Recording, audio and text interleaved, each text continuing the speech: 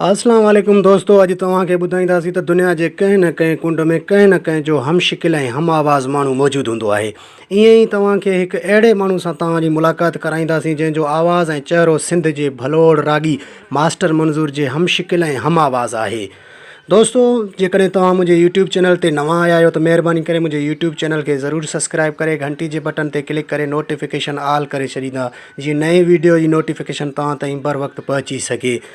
दोस्तों, ही वीडियो काफ़ी सोशल मीडिया ते वायरल आहे।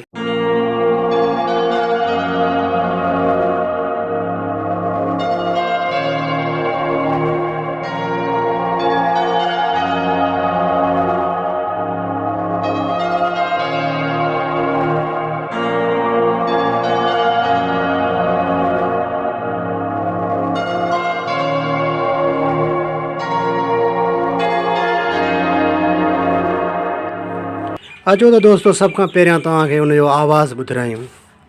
ख़बर अथई मुंहिंजो तो खां सवा हिकु पल बि तो सूरनि सां गुज़रे, ॿियो जेको वणई डुख मूंखे ॾिजां, पर पाण खां मूंखे कजां न परे। ओ जॾहिं हिन दुनिया मां गुज़ारे वेंदासीं, घड़नि खे असां बे ओरवारे वेंदासीं। सोशल मीडिया ॼाण मुताबिक़ त हिन छोकिरे जो तालुक़ु डिस्ट्रिक्ट कंबर शदाद कोट सां आहे। अचो त हिन जे ज़बानी ॿुधूं त हिन जो मास्टर मंज़ूर सां कहिड़ो तालुक़ु आहे। वालेकुम सलाम। अच्छा, मास्टर मंज़ूर तव्हांजो छा थिए? मास्टर मंज़ूर मुंहिंजो उस्ताद आहे।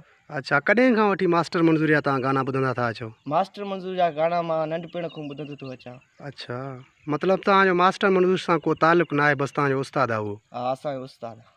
इहा हुई अॼु जी वीडियो। जेकॾहिं वधीक वीडियो ॾिसणु चाहियो था त महिरबानी करे मुंहिंजे यूट्यूब चैनल खे सब्सक्राइब करे घंटी जे बटन ते क्लिक करे नोटिफिकेशन ऑल करे छॾींदा, जीअं नई वीडियो जी नोटिफिकेशन तव्हां ताईं बर वक़्तु पहुची सघे।